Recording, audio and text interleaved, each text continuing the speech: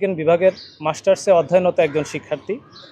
আমি তবলিগ জামাতের বর্তমান সময়ের সমস্যা নিয়ে ঢাকা বিশ্ববিদ্যালয়ের শিক্ষার্থীদের পক্ষ থেকে কিছু বক্তব্য আপনাদের সামনে পেশ করতে চাচ্ছি। আমার প্রিয় সাংবাদিক ভাইরা, আজ আমরা গভীর উদ্বেগ ও দুঃখের সঙ্গে আপনাদের সামনে উপস্থিত হয়েছি। আমরা এখানে উপস্থিত হয়েছি ঢাকা বিশ্ববিদ্যালয়ের সাধারণ শিক্ষার্থীদের পক্ষ থেকে। সাম্প্রতিক সময়ের প্রেক্ষাপট আমরা লক্ষ্য করছি যে তবলিগ জামাতের বিভাজনের কারণে দাওয়াত ও তবলিগের বিশ্ব আমির মাওলানা সাদ সাহেবের অনুসারীরা চরম বৈষম্যের শিকার হচ্ছেন। এটি আমাদের জন্য গভীর উদ্বেগের বিষয়। আমরা প্রথম থেকেই চেয়েছিলাম যাতে কোনো পক্ষ বৈষম্যের শিকার না হয় এবং বিভাজন থেকে কোনো সহিংসতা সৃষ্টি না হয়, কিন্তু অত্যন্ত দুঃখের সঙ্গে বলতে হচ্ছে বিশ্ব আমির মাওলানা সাদ সাহেবের অনুসারীরা বারবার বৈষম্যের শিকার হয়েছে।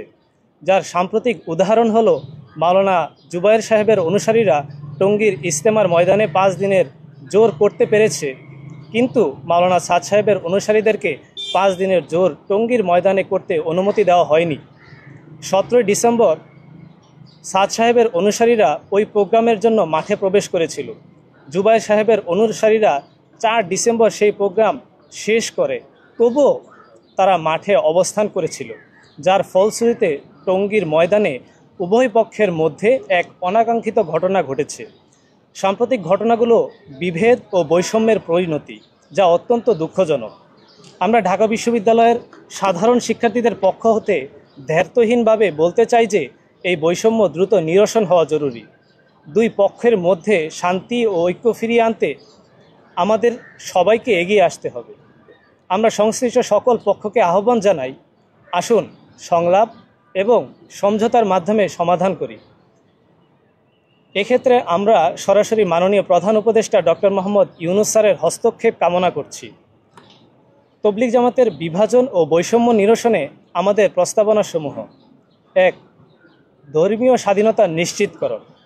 বিবাদমান উভয় পক্ষ যেন দেশের সমস্ত মসজিদে তাদের নিজ নিজ আমল স্বাধীনভাবে স্বাধীন নাগরিক হিসেবে সম্পাদন করতে পারে। কারণ আমরা নিবিড়ভাবে লক্ষ্য করছি যে একটা পক্ষ আরেকটি পক্ষকে দোষ চাপিয়ে তাদের ব্যবসা প্রতিষ্ঠান, তাদের ঘরবাড়িতে এবং মসজিদের মধ্যে আমলরত অবস্থাতে আক্রমণ চালাচ্ছে। মসজিদের কর্তৃপক্ষ সহ তবলিগেরই একটা অংশ তাদের সাথে জড়িত, যা অত্যন্ত ন্যাক্কারজনক এবং নিন্দনীয়। এই মব জাস্টিস চলতে থাকলে এর কোনো সমাধান আসবে না, বরং বাড়তেই থাকবে। এই জন্য এই বৈষম্য বিরোধী সরকারকে এটি গুরুত্বের সাথে নিয়ে দ্রুত পদক্ষেপ নেওয়ার জন্য আহ্বান জানাচ্ছি। 2. সমতা প্রতিষ্ঠা। কাকরাইল মসজিদ এবং টঙ্গীর ইজতেমার ময়দান দুই পক্ষের মধ্যে সমানভাবে ব্যবহার ও সমতা নিশ্চিত করা। আমরা জানি যে তবলিগ জামাত একটি অরাজনৈতিক মেহনত বা প্রতিষ্ঠান, অথচ এক পক্ষ আরেক পক্ষকে ঘায়েল করার জন্য রাজনৈতিক ট্যাগ লাগিয়ে চাপিয়ে রাখার চেষ্টা করছে। তাই এই বিষয়টিও যদি আপনারা এখনও নির্দিষ্ট করতে না পারেন, তাহলে আমাদের পক্ষ থেকে বিষয়টিকে স্পষ্ট করে দিতে চাই যে ফ্যাসিস্ট সরকারের সময় তবলিগের চলমান সংকটের শুরুর সময় থেকে বিগত 7 বছর কারা প্রথম ভাগে ইজতেমা করে আসছে এবং সারা বছর টঙ্গীর ইজতেমার ময়দান কারা দখল করে থাকে, এবং কাকরাইল মসজিদ 4 সপ্তাহ মাওলানা জুবায়ের সাহেবের অনুসারীরা দখল করে থাকতো এবং মাত্র 2 সপ্তাহ মাওলানা সাদ সাহেবের অনুসারীদেরকে দিত। তাই এর সুষ্ঠু তদন্ত করে বৈষম্যহীন একটি পরিবেশ তৈরি করার জন্য সরকারকে উদাত্ত আহ্বান জানাচ্ছি। 3. বিশ্ব ইজতেমার মর্যাদা রক্ষা। টঙ্গীর বিশ্ব ইজতেমাকে সুন্দরভাবে পরিচালনা করে সারা বিশ্ব থেকে বিদেশি মেহমানদের অংশগ্রহণ নিশ্চিত করা। 4. মিথ্যা মামলা প্রত্যাহার। সব ধরনের মিথ্যা মামলা প্রত্যাহার করে সবাইকে স্বাধীনভাবে তবলিগের মেহনত করার সুযোগ প্রদান। 5.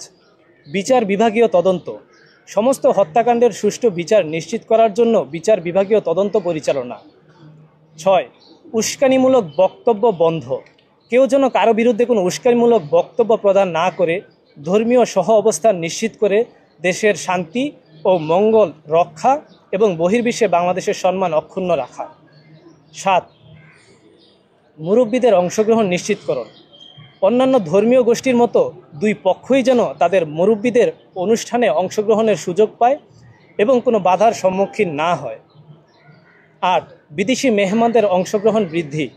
আগামী বছরের বিশ্ব ইজতেমায় অধিক সংখ্যক বিদেশি মেহমানদের অংশগ্রহণ নিশ্চিত করার লক্ষ্যে উভয় পক্ষের নিজ নিজ প্রচেষ্টা এবং সরকারি সহযোগিতা প্রদান। 9. সরকারি উদ্যোগ। সরকারি সর্বোচ্চ মহল নিরপেক্ষ থেকে দুই পক্ষকে একত্রিত করে সমস্যার মূল কারণ উদ্ঘাটন এবং কার্যকর সমাধান প্রদান। 10. জাতীয় ঐক্য। সবাই যেন মানুষের আগে মানুষ হিসাবে ভেদাভেদ ভুলে দেশের কল্যাণে কাজ করে ধর্মীয় স্বাধীনতার সাথে বিশ্বে বাংলাদেশের সুনাম অক্ষুণ্ণ রাখার জন্য সামগ্রিক ব্যবস্থাপনা নিশ্চিত করা। 11. দেশব্যাপী উগ্রপন্থা, সহিংসতা, মেসাকার ও মব জাস্টিস বন্ধ করতে হবে। সাংবাদিক সহ সাধারণ মুসল্লিদের জানমালের নিরাপত্তা প্রদানে জরুরি পদক্ষেপ নিতে হবে। ধন্যবাদ। আসসালামু আলাইকুম। জি, আমি